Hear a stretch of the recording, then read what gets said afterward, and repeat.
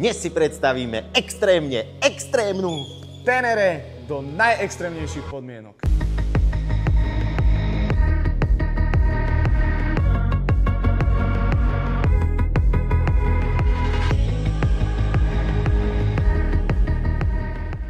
Máme tu obľúbený motor CP2, 54 kW a ak si mladší, tak 35 kW.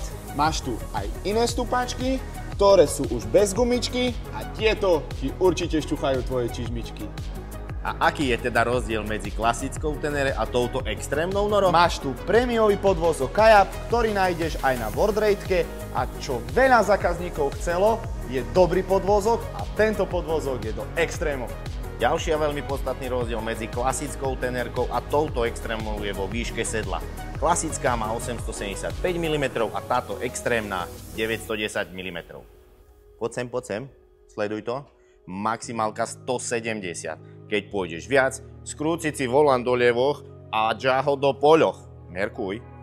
Vedúci, a cena je aká? Samozrejme so zľavou. Budeš mať so zľavou aj správou, ale dám ti tento klobúk, tento klobúk máš obojstranný, takže máš 3 klobúky za cenu 11 600 z DPH. Nero. Hej! OK.